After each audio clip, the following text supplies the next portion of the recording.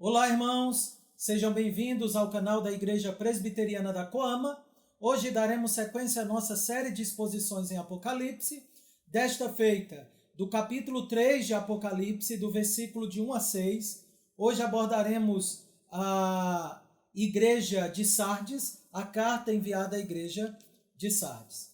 Se você tem crianças em casa, chame-as para ouvir a história que irei contar por meio de um poema. Então, reúna os seus, ok? Todos reunidos? Então, vamos lá. Caros defuntos, a sua atenção. Ou quem de vocês tiver audição? Vou contar a história melancólica demais de uma noiva cadáver sedenta de paz. Vai, chegar a sua vez. A morte virá, não importa o freguês. Você pode até se esconder e orar, mas do funeral não irá escapar. A nossa garota era mesmo um pitel, mas um dia encontrou um sujeito cruel. Ele era bonito, mas sem um tostão, e a pobre garota gamou no vilão. O papai disse não, ela não quis ouvir. Então os pombinhos tramaram fugir. Eles então combinaram de se encontrar no meio da noite e um segredo guardar. O vestido da mãe serviu muito bem. Quem tem amor não precisa de bens, exceto umas coisas, por precaução, como as joias da casa e um anel de 1 milhão. Junto ao cemitério, sob o flamboyant, um nevoeiro escuro, às 3 da manhã, ela pronta para ir, mas e o galã? E então? Ela esperou. E então? No meio das sombras seria o rapaz? E então? O coração batendo.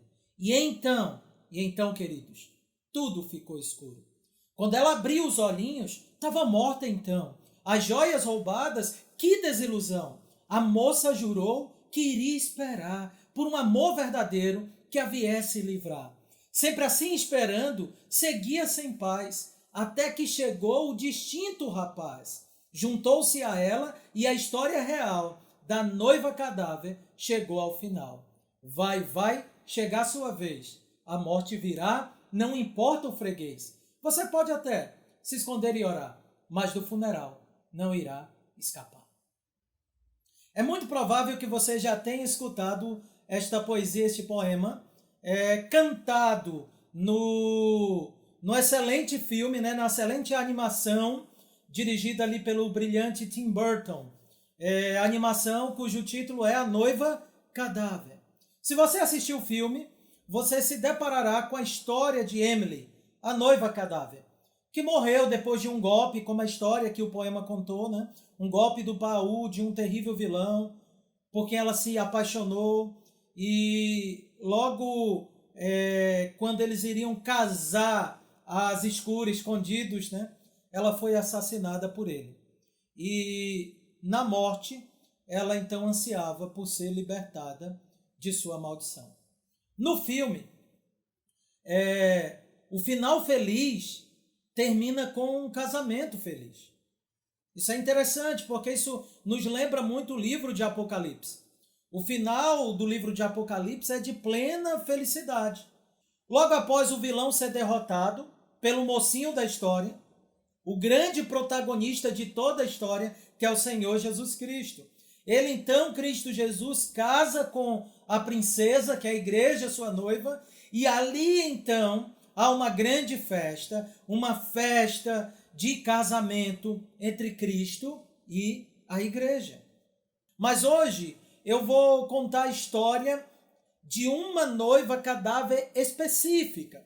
Eu contarei a história da igreja de Sardes, que está em Apocalipse, capítulo 3, do versículo de 1 a 6. Uma igreja que tinha o nome de quem vivia, mas que estava morta. Sim, aquela igreja era uma igreja cadáver. Há várias igrejas cadáveres pelo mundo. E talvez você se pergunte, mas não há apenas uma igreja? Sim, é verdade. Mas essa igreja está espalhada pelo mundo em várias igrejas. E algumas dessas igrejas são como uma noiva cadáver. E nesse sentido eu não estou dizendo apenas porque os membros destas igrejas, os membros delas nasceram outrora mortos e depois foram vivificados. mas que essas igrejas mesmo, elas parecem que têm vida, mas são como zumbis ambulantes, ok? E é uma noiva cadáver no sentido de que tem uma aparência de que vive, é o que o texto diz, mas que na realidade ela está morta. E quais são as características de uma igreja cadáver apresentada nesse texto? Veja, a igreja cadáver, ela vive escravizada pela maldição do pecado, ela trocou o mocinho pelo vilão, ela não agrada a Cristo, ela agrada a Satanás. E por causa disso ela sofre as consequências e ela anseia por paz. E a boa nova dessa história é que o mocinho da história demonstrou desejo de salvar aquela noiva cadáver. Assim ele também fala para a igreja nos dias de hoje. Então agora nós iremos avaliar a história da igreja de Sardes, tirando algumas breves lições. Então permita-me fazer a leitura do texto, oraremos e eu explicarei o texto. Tá bom? Naquele mesmo esquema da semana passada, eu vou explicando um versículo e fazendo algumas aplicações. Será então uma meditação. Diz assim a palavra do Senhor. Ao anjo da igreja em Sardes escreve: estas coisas diz aquele que tem os 7 Espíritos de Deus e as 7 estrelas. Conheço as tuas obras, que tens nome de que vives e estás morto. Sê vigilante e consolida o resto que estava para morrer, porque não tenho achado íntegras as tuas obras na presença do meu Deus.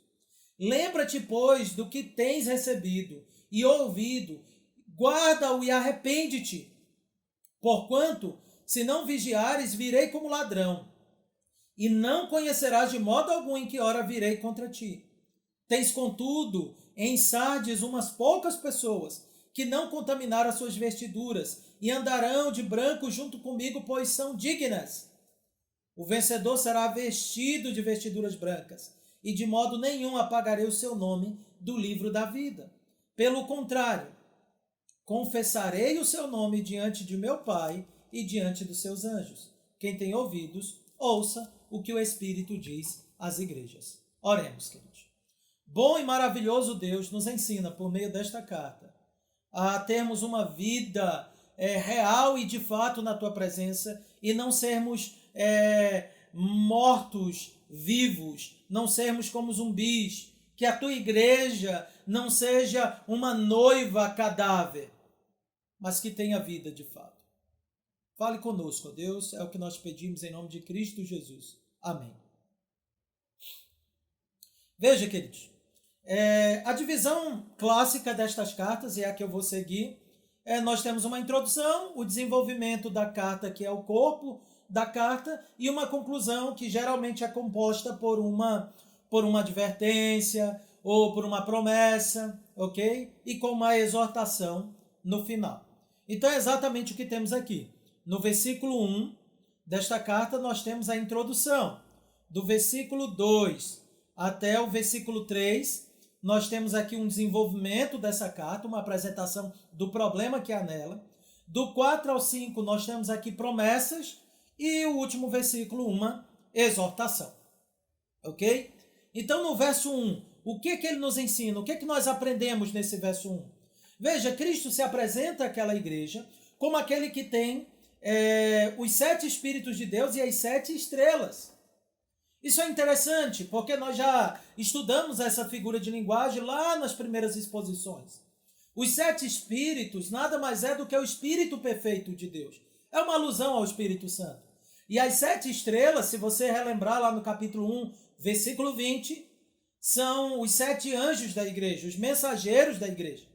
E é interessante aqui, porque Cristo então se apresenta como aquele que tem os mensageiros e o Espírito, que ambos pertencem a ele. E por que Cristo se apresenta assim para aquela igreja? Porque ele vai dizer qual é o problema daquela igreja. Aquela igreja estava morta. Ela tinha aparência, fama de quem vivia, mas estava morta. E quando entendemos isso, é de vital importância entender a relação entre a mensagem que o mensageiro carrega e o Espírito Santo para dar vida àquele que está morto. Ok? Você deve se lembrar disso, você deve entender isso mais facilmente quando você se lembra de Ezequiel 37, de 4 a 7, onde Israel é apresentado como um vale de ossos secos, e que o Senhor dá a ordem para o profeta soprar sobre aqueles ossos secos, e aí o Espírito do Senhor dá vida àqueles ossos secos. Quando abrimos Ezequiel, capítulo 37, versículo 4 a 7, Ezequiel 37, de 4 a 7, nós lemos: Disse-me ele, profetiza estes ossos e dize-lhes, ossos secos, ouvi a palavra do Senhor. Assim diz o Senhor Deus a estes ossos, eis que farei entrar em vós o Espírito e vivereis. Porei tendões sobre vós, farei crescer carne sobre vós estenderei pele, porém em vós o Espírito e vivereis, e sabereis que eu sou o Senhor. Então, disse o profeta, profetizei segundo me for ordenado. Enquanto eu profetizava, houve um ruído, um barulho de ossos que batiam contra ossos e se juntavam, cada osso ao seu osso, e a história segue mostrando então como a nação de Israel seria restaurada. Qual é o ponto interessante daqui? É como a palavra profética, a mensagem do profeta, pela ação do Espírito Santo, dá vida. Ok? E essa é uma verdade apresentada no Novo Testamento. João 6,63, Cristo diz, o Espírito é o que vivifica, a carne para nada aproveita. As palavras que tenho dito são Espírito e são vida. E é papel do Espírito Santo, segundo Cristo, aqui em João ainda, agora no capítulo 14, versículo 26, que o Consolador, o Espírito Santo, a quem o Pai enviará em meu nome, vos ensinará todas as coisas e vos fará lembrar de tudo que vos tenho dito. Então, quando Cristo se apresenta como aquele que tem os mensageiros e o Espírito sob o seu poder, o que ele está dizendo? Ele é o que tem poder de dar vida para a igreja, por meio de sua palavra e pela ação do seu Santo Espírito. Então essa é a primeira verdade que aprendemos aqui. É por meio da palavra e da ação do Espírito Santo que a igreja é revitalizada, é revivificada. Que você, meu irmão, minha irmã, é por meio da palavra que espiritualmente vocês serão e são vivificados.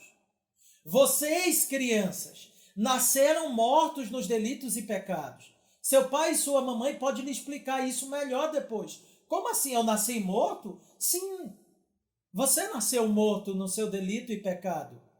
Vocês, crianças, nasceram mortas nos delitos e pecados. Mas é o Espírito Santo que dá vida por meio da palavra de Deus. Por isso o papai e mamãe oram por vocês. Por isso o papai e mamãe colocam vocês diante da pregação. Pregação essa que às vezes você não consegue entender tudo dela. E de fato a palavra de Deus não espera que vocês, crianças, entendam com uma mente amadurecida igual papai e mamãe entende. Mas o Espírito Santo é soberano e ele pode aplicar essa palavra no coração de vocês. Essa é a nossa fé, queridos irmãos. Falando agora aos papais e às mamães. É por meio da palavra que o Espírito Santo, ele dá vida, ele revitaliza, ele quebra a nossa morbidez espiritual, as nossas fraquezas, ele nos revivifica, ele nos vivifica, né? Restaura, reaviva. E a mesma coisa que é feita sobre a igreja de um modo geral. E por que Cristo se apresenta assim? Ele deixa claro, eu conheço as tuas obras, que tens nome de que vives e estás morto. Olha a fama daquela igreja. Ela achava que ela estava viva, mas na realidade ela estava morta. A fé daquela igreja não era uma fé viva, não era uma fé laboriosa, não era uma fé ativa, era uma fé aparente. O pessoal dizia, olha, lá na cidade de Sardes, uma das conhecidas cidades da Ásia Menor, lá tem uma igreja cristã, mas só tinha uma aparência. A realidade era bem diferente. Ó, queridos, como Deus ele deseja de nós, da nossa parte, uma fé verdadeira, uma fé vigorosa, uma fé vitoriosa nesse sentido, não uma fé débil no sentido de que não tem onde se ancorar, não tem onde se firmar. Nós temos. Que terrível história é a história de uma igreja que tem apenas fama de quem vive. Tenhamos cuidado de nós, enquanto igreja, não nos tornarmos uma noiva cadáver nesse sentido. Que ser noiva cadáver faça parte da nossa história de outrora, quando nós ainda habitávamos nas trevas, mas já fomos trazidos para a luz. E uma vez na luz, vivamos de acordo com essa realidade. Aquela igreja era uma igreja que estava morta, embora tivesse fama de quem vivia. Faltava vigor, faltava fervor, faltava paixão, e aqui eu uso o termo paixão no sentido de mais positivo do termo, para referir-se exatamente ao desejo, a ânsia forte de viver para a glória de Deus. E é isso que o Senhor requer de nós. Ele diz: amarás o Senhor teu Deus de todo o teu coração, de toda a tua alma, de todo o teu entendimento. Este é o grande e o primeiro mandamento. É isso que Deus espera, é o que Ele requer do seu povo. Não é que Ele pareça um povo vivo, mas que sejam vivos, que sejam abundantes, que o nosso amor seja um amor de fato visível, externado.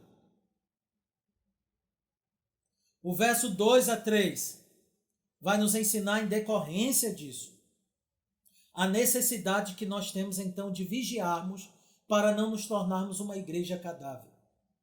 Diz assim o versículo 2 e 3. Ser vigilante e consolida o resto que estava para morrer, porque não tenho achado íntegras as tuas obras na presença do meu Deus. Lembra-te, pois, do que tens recebido e ouvido, guarda-o e arrepende-te. Portanto, se não vigiares, virei como ladrão e não conhecerás de modo algum em que hora virei contra ti. Veja, ser vigilante, consolida o resto que estava para morrer, diz o versículo 2. Porque eu não tenho achado íntegras as tuas obras. Esse é o primeiro chamado. Sejam vigilantes.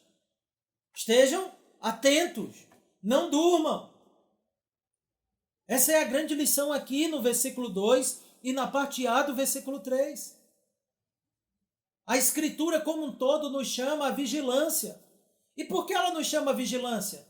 Porque nós tendemos para a inertilidade. Porque o pecado ele não tem prazer na santidade.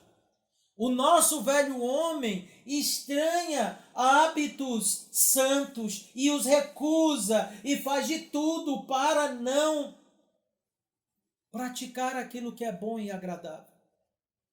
E se nós não estivermos atentos, o nosso velho homem acaba gritando mais alto nos ouvidos de nossa vontade. Por isso a ordem é: sejam vigilantes. Cristo já havia nos exortado a isso. Lá em Mateus 24, 42, ele diz: portanto, vigiais, porque não sabeis em que dia vem o vosso Senhor. 1 Coríntios 16, 13 a 14, o apóstolo Paulo diz: sede vigilantes, permanecei firmes. Na fé, portai-vos varonilmente, fortalecei-vos. Todos os vossos atos sejam feitos com amor. Apocalipse 16, 15. Nós lemos que o Senhor então nos diz que bem-aventurado é aquele que vigia e guarda suas vestes, para que não ande nu e não se veja a sua vergonha. Paulo, em Colossenses 4:2, nos explica como vigiar, e ele diz: perseverai na oração, vigiando com ações de graças. O ponto é: toda a Escritura nos exorta à vigilância, que nós percebamos o que nós já alcançamos, que estejamos atentos às armadilhas e artimanhas de Satanás, que lembremos-nos nós que estamos numa guerra, e se existe algo que um exército precisa estar atento numa guerra, é que ele necessita não ser encontrado dormindo, parado e sem vigilância. As sentinelas precisam funcionar em um exército. Do contrário, se isso não ocorrer, a tragédia pode ser enorme. A nossa vida espiritual não é diferente, queridos. Muitas de nossas quedas, muitas de nossas lutas, de nossas derrotas, se deram também Porque nós não temos mantido um espírito vigilante. Porque temos caminhado e vivido a fé cristã com desatenção. Não temos percebido as ervas daninhas que se apropriam da vitalidade de nossa alma. Pequenos pecados têm roubado a nossa alegria cristã, têm nos fadigado. Nós não temos percebido porque nós não temos vigiado para isso. É interessante nesse período de pandemia, como nós estamos sempre atentos para quando nós saímos na rua, não passar a mão no nariz, nem nos olhos, nem na boca, usar máscara, usar álcool em gel o tempo todo, chegar em casa e ir direto para o chuveiro, tomar banho, se possível com água quente, lavarmos bem as mãos, estamos sempre atentos, com medo com que nenhum vírus, por menor que seja, se aproprie do nosso organismo e faça tamanho estrago. Mas nós não temos tido o mesmo zelo para com a nossa alma. Há alguns pecados que nós nem consideramos pecados, porque estamos totalmente sonolentos espiritualmente. Mas o Senhor diz, sejais vigilantes. Acordem. Ok, crianças? Essa palavra também é para vocês. Vocês precisam ser vigilantes também. Aí você diz, como assim? O que é ser vigilante? Veja, se lembra quando o papai e mamãe pedem para que vocês prestem atenção e cuidem de determinadas coisas, que eles encarregam vocês do cuidado e diz, olha, isso aqui é para você cuidar. Pode ser questõezinha simples, olha, não deixa esse copo cair. Cuidado para não derrubar a comida. E se você não ficar atento, essa comida cai, e aí então você causa grande sujeira dentro de casa, seu papai e sua mamãe vai ter que lhe dar bronca. Na vida espiritual é assim também, crianças. Vocês são pecadoras. Papai e mamãe podem explicar isso melhor para vocês. Vocês são pecadoras. E o que significa? Que vocês não desejam obedecer a Deus e nem ao papai e à mamãe de forma alegre. Vocês só farão isso pela graça do Senhor em vocês.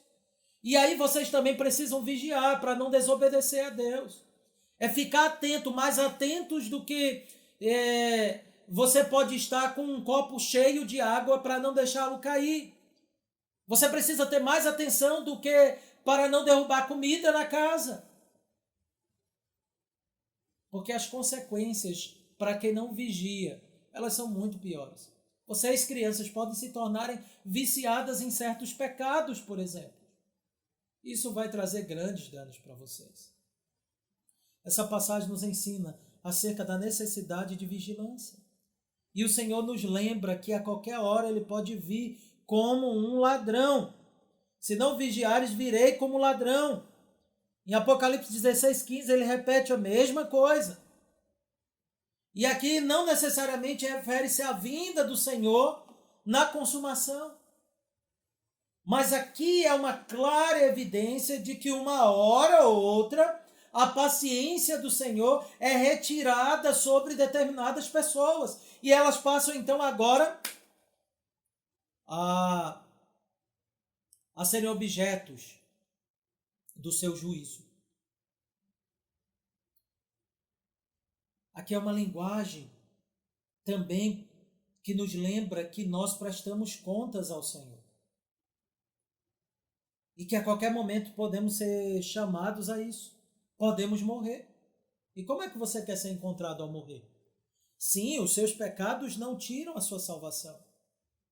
Mas deseja você ser encontrado na desobediência?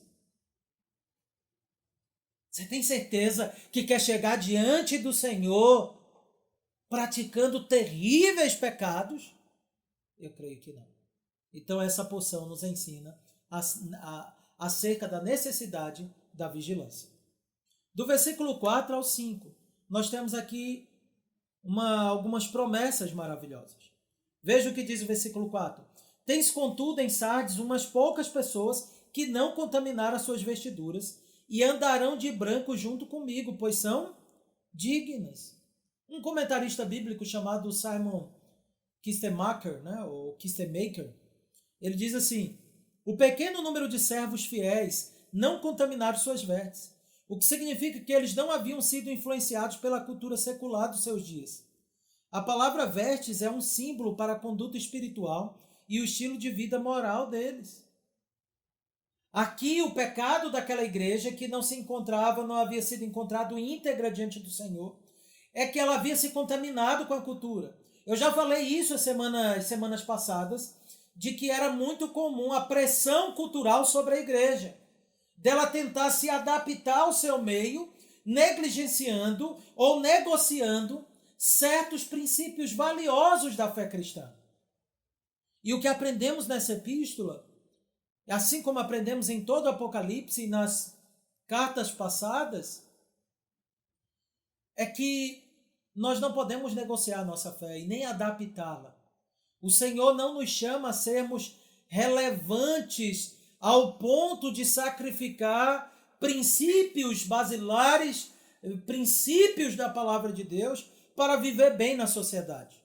Não. Todas as igrejas que fizeram isso, a semelhança da igreja de Sardes, se deram mal. E é interessante, hoje pela manhã eu pontuei, ao citar Jeremiah Burroughs, acerca da gravidade do pecado. É preferível o pior dos sofrimentos e todos os tormentos do inferno do que o prazer pelo pecado. Nesse contexto aqui, queridos, de Apocalipse, de fato, não negociar a fé era suportar grandes aflições. Então você tem a igreja de Esmirna, que não negociava sua fé, sofrendo terrível perseguição. E você tem a igreja como a igreja de Sardes, tentando não sofrer tanto e tentando ser relevante na sociedade, negociando princípios bíblicos. O que é terrível. E o Senhor diz: tens contudo em Sardes um remanescente fiel. Há um grupo que entendeu isso. Há um grupo que compreendeu a necessidade de santificação. Vestiduras brancas aqui refere-se à santificação. Lá em Apocalipse 19:8 nós lemos: pois lhe foi dado vestir-se de linho finíssimo, resplandecente e puro, porque o linho finíssimo são os atos de justiça dos santos.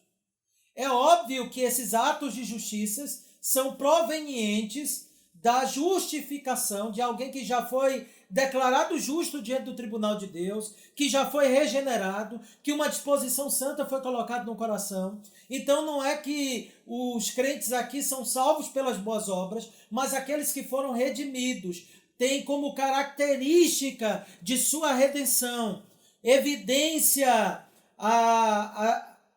as evidências mais perceptíveis de que eles são eleitos, é que suas obras denunciam isso.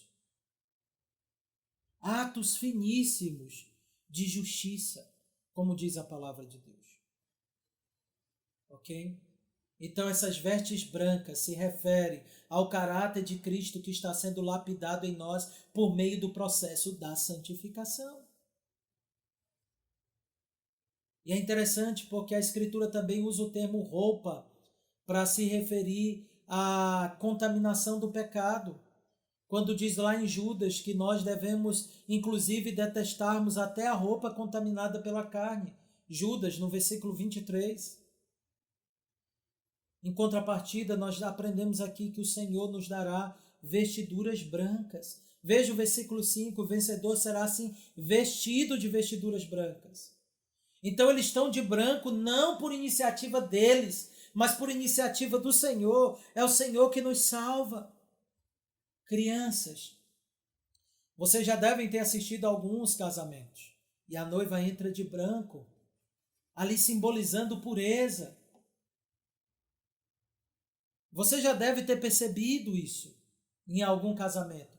Por que que as pessoas que as mulheres se casam de branco? Elas querem dizer que elas estão entrando dentro daquele casamento de maneira pura. A noiva do Senhor, a igreja também está sendo ataviada, diz a Escritura, crianças, naquele casamento como vestida de branco. Agora, a verdade, crianças, é que nós mesmos, por causa de nós não estamos vestidos de brancos por nós mesmos, entendem? Nós já nascemos com uma vestidura cheia de sujeira. A nossa roupa, não essa roupa aqui, a roupa espiritual que nós vestimos é de sujeira, é o pecado. E o pecado é sujo, o pecado fede diante do Senhor. O pecado é terrível, crianças. E nós nascemos assim. Mas sabe o que é maravilhoso? É que Cristo, ele tira essa roupa suja e fedorenta do pecado e ele se veste com ela. Foi isso que ele fez lá na cruz do Calvário. Ele tomou a roupa de todos os seus filhos sobre si. Ele se cobriu com a nossa imundícia. Porque Deus queimou nele toda a nossa sujeira. E aí sabe o que aconteceu, crianças? Vocês não conseguem perceber. É óbvio que não tem como perceber porque não é uma roupa literalmente. Mas o Senhor nos revestiu. O Senhor nos revestiu com uma roupa limpíssima. É assim que Ele nos honra. Crianças, quando vocês foram apresentadas no pacto pelo batismo, ali uma promessa maravilhosa foi dada também a vocês. É luta e labuta dos pais de vocês que vocês entendam que se vocês creem verdadeiramente em Cristo, quando chegar o momento, se assim vocês forem de fato salvos, sabe o que vai acontecer, crianças, naquele momento? Vocês vão perceber que a roupa que Deus veste vocês é muito mais limpa do que qualquer roupa do mundo. E que Ele nos olha assim. Vocês compreendem? Então essa é uma promessa. Qual é a promessa? Que um dia nós não teremos pecado. Um dia, criança, vocês não ficarão zangadas, iradas à toa. Um dia vocês não irão debater mais com seus pais, respondê-los. Vocês não irão desobedecer. Ninguém, nem papai, nem mamãe, nem qualquer outra pessoa que seja necessária a obediência. Um dia vocês terão prazer em fazer aquilo que é bom. Essa é a promessa, é isso que o Senhor está dizendo. Ok? Mas há uma outra promessa aqui no versículo 5.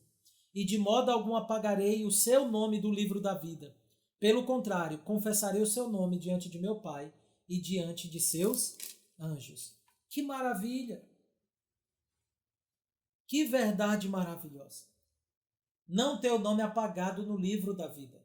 Essa linguagem, queridos, ela é emprestada do Antigo Testamento. Porque entre Israel havia um registro de livro de todos aqueles que estavam arrolados ao povo, que pertencia ao povo de Israel. Ok? Se você abrir lá em Neemias 7:5, você vê Neemias lá dizendo o seguinte, Neemias 7:5. Então meu Deus me pôs no coração que ajuntasse os nobres, os magistrados e o povo, para registrar genealogias. Achei o livro da genealogia dos que subiram primeiro. Então havia um livro com todos aqueles que estavam vivos, que nasceram no povo de Israel. Ok? E aí veja, Ezequiel 13:9 diz: minha mão será contra os profetas que têm visões falsas e que adivinham mentiras. Não estarão no conselho do meu povo, não serão inscritos nos registros da casa de Israel, nem entrarão na terra de Israel, saberão que eu sou o Senhor Deus. Então havia um livro de registros. O Salmo 69, versículo 28 diz assim: sejam riscados do livro dos vivos e não tenham registros com os justos. Então há um livro que registrava todos aqueles que pertenciam ao povo de Israel. Inclusive, é sobre esse livro que Moisés fala lá em Êxodo 32, do 32 ao 33. Risca-me, peço, do livro que escreveste.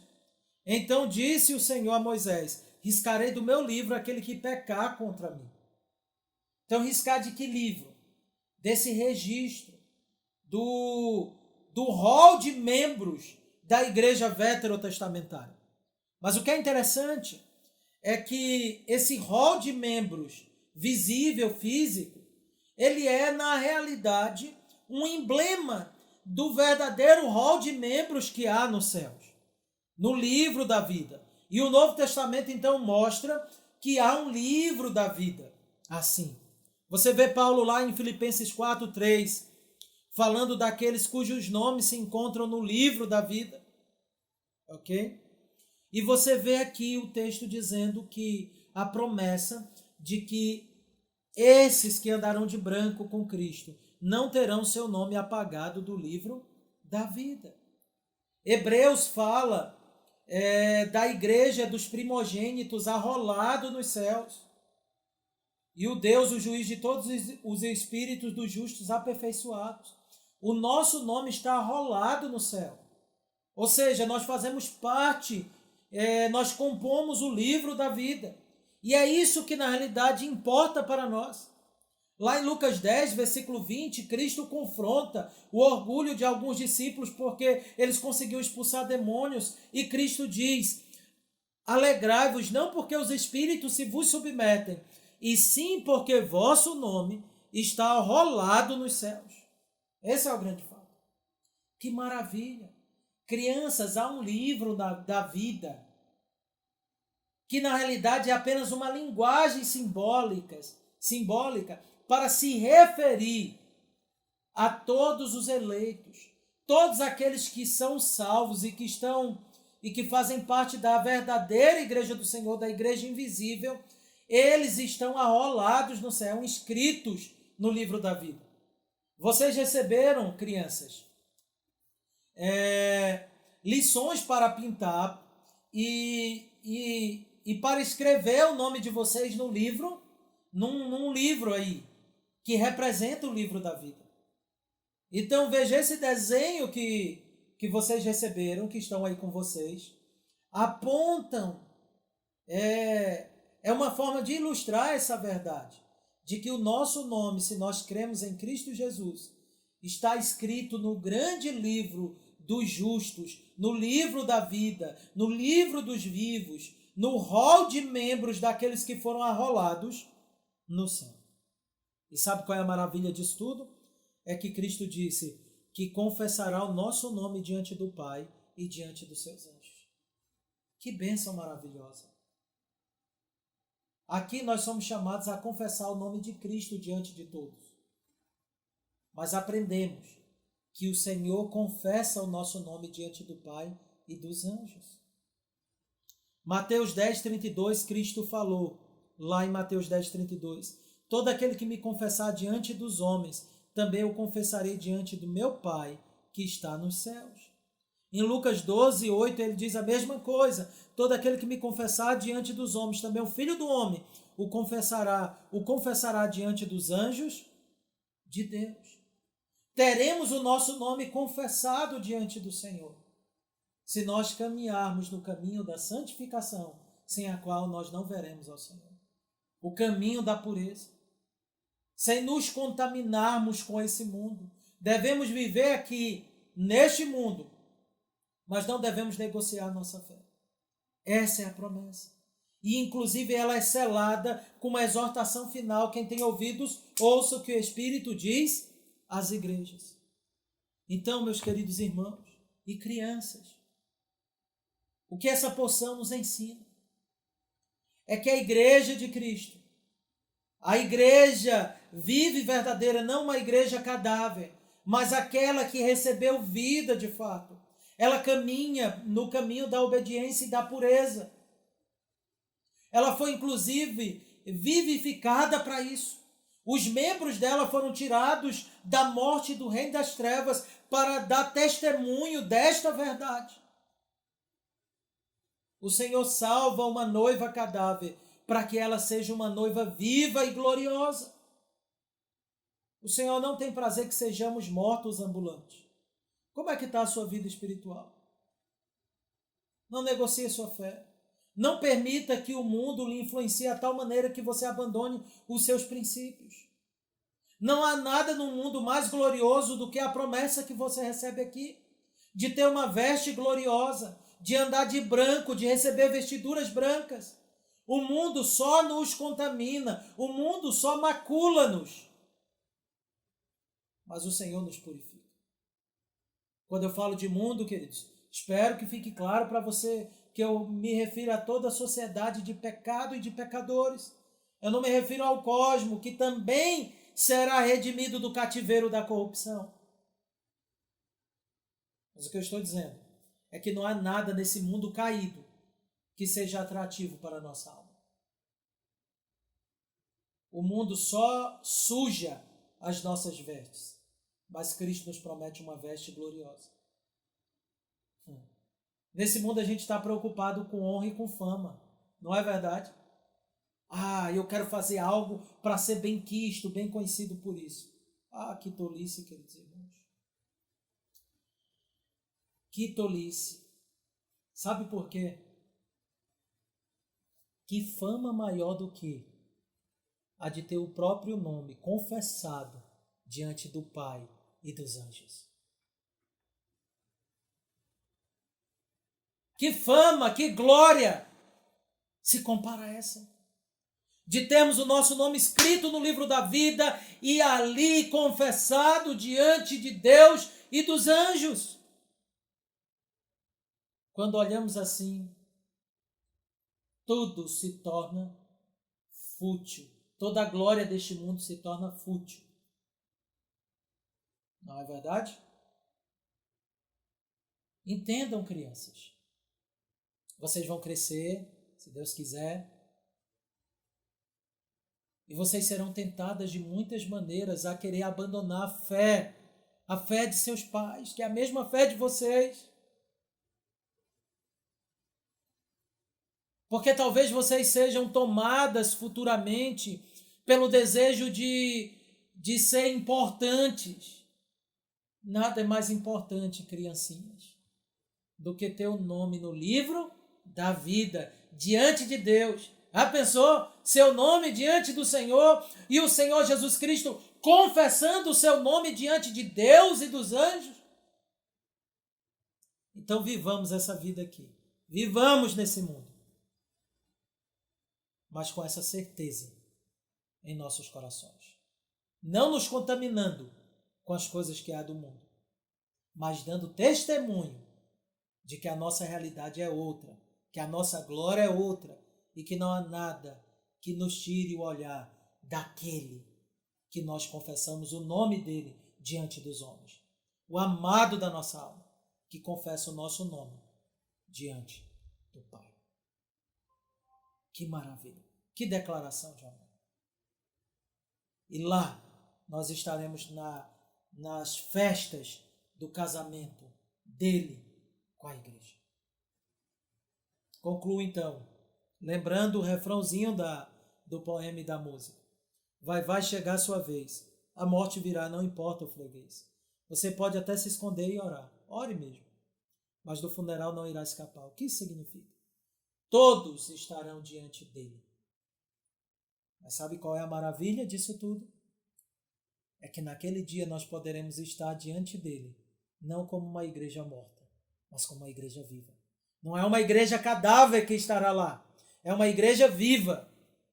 Então abomine tudo aquilo que faça você viver como uma noiva cadáver. Que Deus nos abençoe. Amém. Vamos orar? Gracioso e bondoso Deus, aplica essa verdade em nós. É o que nós pedimos em nome de Cristo Jesus. Amém.